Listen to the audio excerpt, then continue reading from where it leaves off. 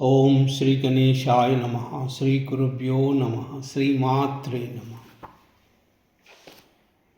श्रीदेवी खड्गमाला स्तोत्र रत्न नामावली।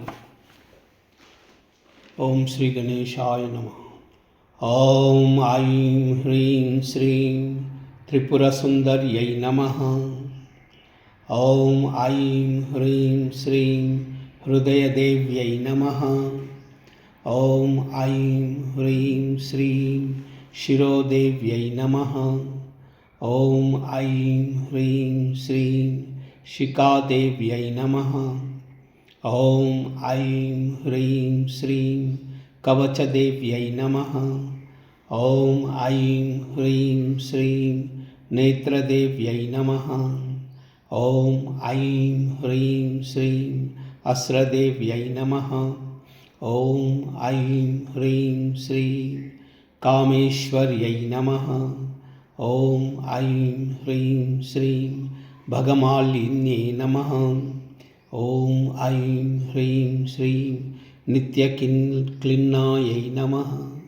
ओम ऐं ह्रीं श्रीं भेरुण्डायै नमः। ओम ऐं ह्रीं श्रीं वह्निवासिन्यै नमः।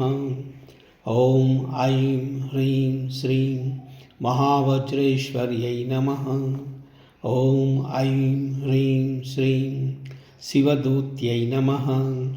ओम ऐं ह्रीं श्रीं त्वरितायै नमः। ओम ऐं ह्रीं श्रीं कुलसुन्दर्यै नमः। ओम ऐं ह्रीं श्रीं नित्यायै नमः। ओम ऐं ह्रीं श्रीं नीलपताकायै नमः। ओम ऐं ह्रीं श्रीं विजयायै नमः। ओम ऐं ह्रीं श्रीं सर्वमङ्गलायै नमः। ओम ऐं ह्रीं श्रीं ज्वालामालिन्यै नमः। ओम ऐं ह्रीं श्रीं चित्रायै नमः। ओम ऐं ह्रीं श्रीं महानित्यायै नमः। ओम ऐं ह्रीं श्रीं परमेश्वर्यै नमः। ओम ऐं ह्रीं श्रीं मित्रेशमये नमः। ओम ऐं ह्रीं श्रीं षष्ठीशमये नमः। ओम ऐं ह्रीं श्रीं उड्डीशमये नमः। ओम ऐं ह्रीं श्रीं चर्यानादमये नमः। ओम ऐं ह्रीं श्रीं लोपामुद्रमये नमः। ओम ऐं ह्रीं श्रीं अगस्त्यमये नमः। ओम ऐं ह्रीं श्रीं कालतापनमये नमः। ओम ऐं ह्रीं श्रीं धर्माचार्यमये नमः। ओम ऐं ह्रीं श्रीं मुक्तकेशीश्वरमये नमः। ओम ऐं ह्रीं श्रीं दीपकलानादमये नमः। ओम ऐं ह्रीं श्रीं विष्णुदेवमये नमः। ओम ऐं ह्रीं श्रीं प्रभाकरदेवमये नमः। ओम ऐं ह्रीं श्रीं तेजोदेवमये नमः। ओम ऐं ह्रीं श्रीं मनोजदेवमये नमः। ओम ऐं ह्रीं श्रीं कल्याणदेवमये नमः। ओम ऐं ह्रीं श्रीं श्रीवासुदेवरत्नमये नमः। ओम ऐं ह्रीं श्रीं रत्नदेवमये नमः। ओम ऐं ह्रीं श्रीं श्रीरामानन्दमये नमः। ओम ऐं ह्रीं श्रीं अणिमासिद्धायै नमः। ओम ऐं ह्रीं श्रीं लघिमासिद्धये नमः। ओम ऐं ह्रीं श्रीं गरिमासिद्धये नमः। ओम ऐं ह्रीं श्रीं महिमासिद्धये नमः। ओम ऐं ह्रीं श्रीं ईशित्वसिद्धये नमः। ओम ऐं ह्रीं श्रीं वसिष्ठसिद्धये नमः। ओम ऐं ह्रीं श्रीं प्राकाम्य सिद्धये नमः। ओम ऐं ह्रीं श्रीं भुक्तिसिद्धये नमः। ॐ ऐं ह्रीं श्रीं इच्छासिद्धये नमः। ॐ ऐं ह्रीं श्रीं प्राप्तिसिद्धये नमः।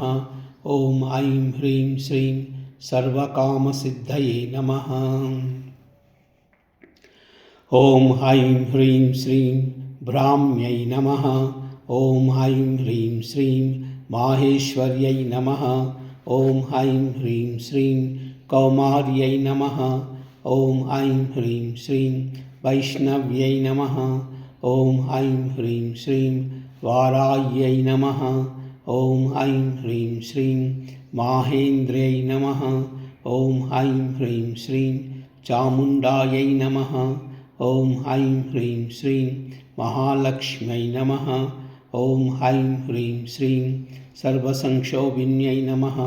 ॐ ऐं ह्रीं श्रीं सर्वविद्राविन्यै नमः। ॐ ऐं ह्रीं श्रीं सर्वाकर्षिण्यै नमः। ॐ ऐं ह्रीं श्रीं सर्ववशङ्कर्यै नमः।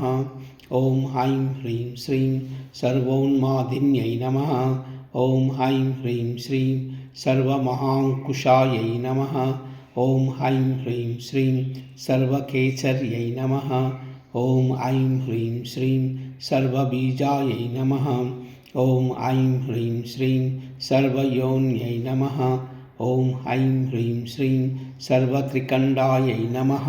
ॐ ऐं ह्रीं श्रीं त्रैलोक्यमोहनचक्रस्वामिन्यै नमः।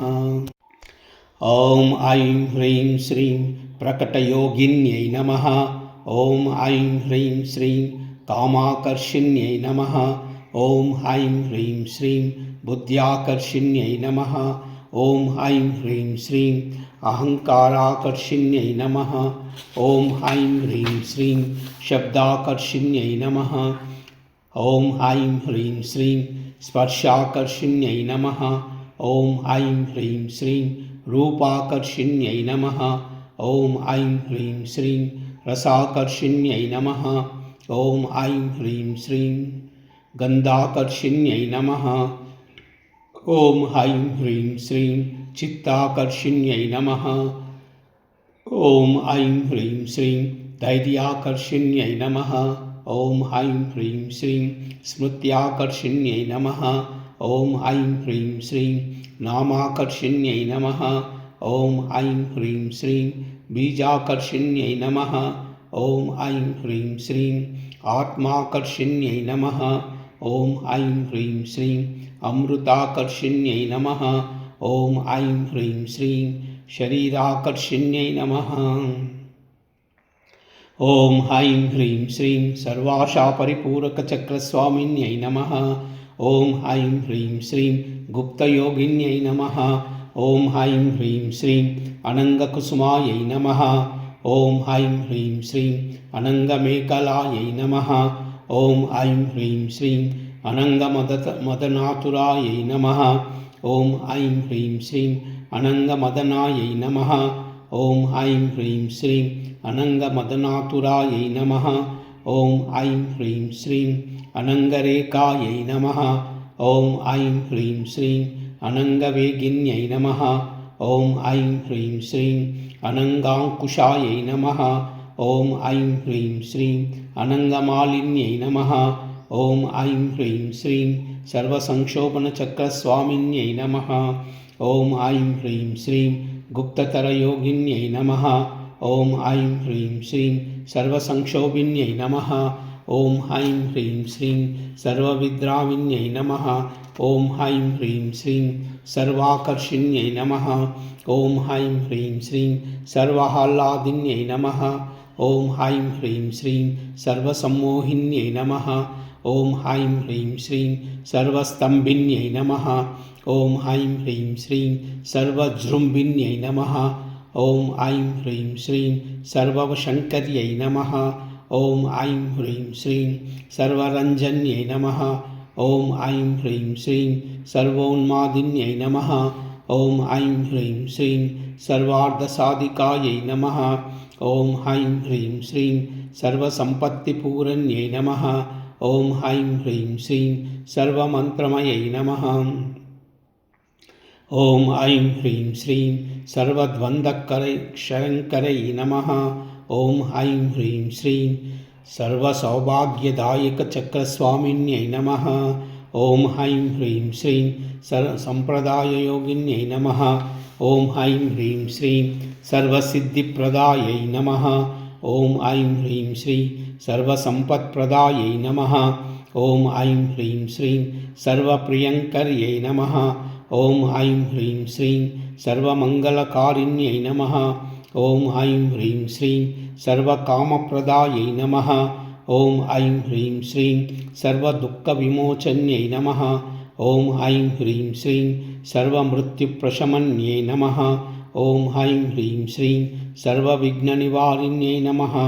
ॐ ऐं ह्रीं श्रीं सर्वाङ्गसुन्दर्यै नमः। ॐ ऐं ह्रीं श्रीं सर्वसौभाग्यदायिन्यै नमः।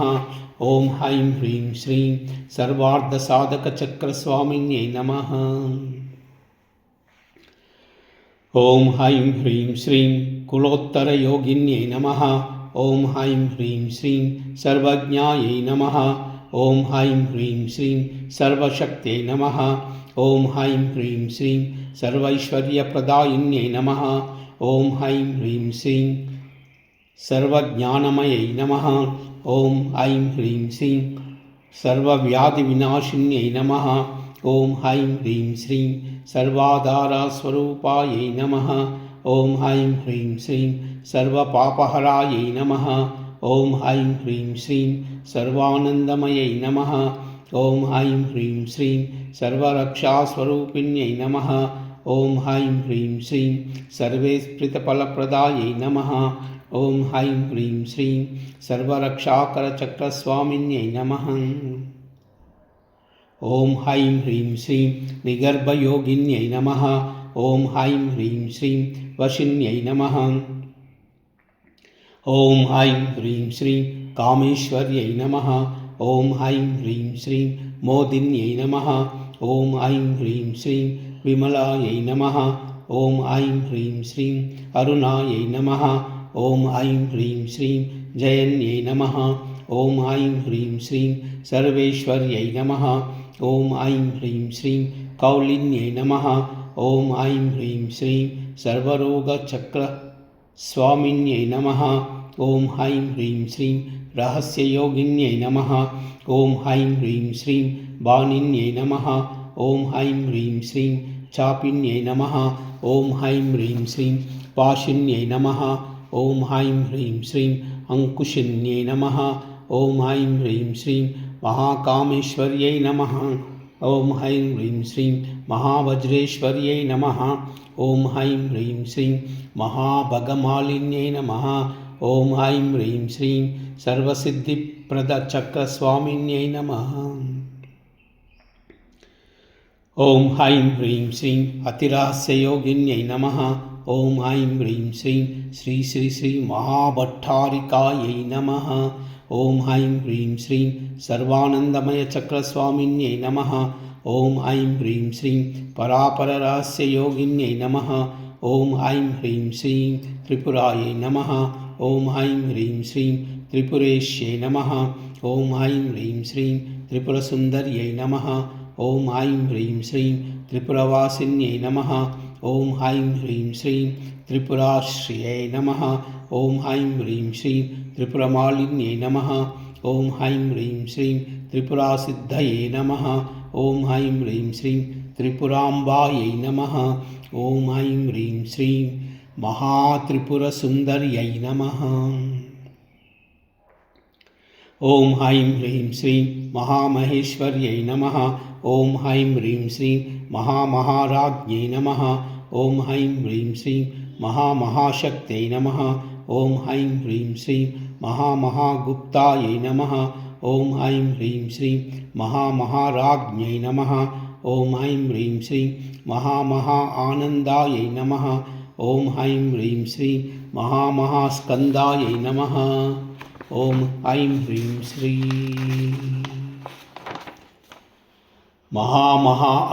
महाशयायै नमः। ॐ ऐं ह्रीं श्रीं महाशयायै नमः। ॐ ऐं ह्रीं श्रीं महाश्रीचक्रनगरसाम्राज्ञै नमः।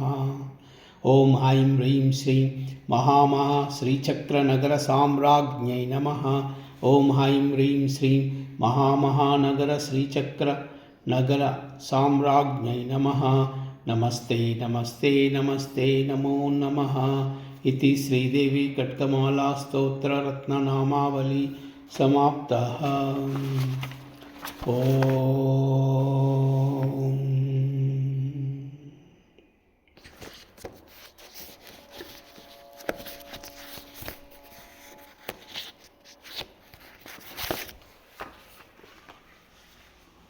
कायला ह्रीं असकाला ह्रीं सकला ह्रीं कायला ह्रीं असकाला ह्रीं सकला ह्रीं कायला ह्रीं असकाला ह्रीं सकला ह्रीं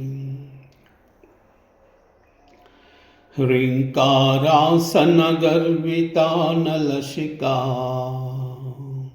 सौक्लीं कलां बिभ्रतीं सौवर्णाम्बरधारिणी वरसुधा दौतां त्रिनेत्रोज्ज्वलां वन्दे पुस्तकपाशमङ्कुशधरां सग्रुभूषितवुज्ज्वलां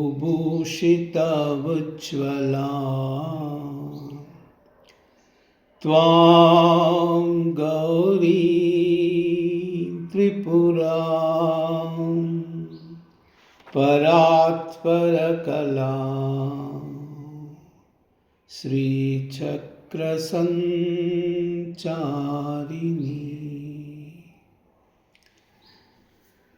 सर्वमङ्गल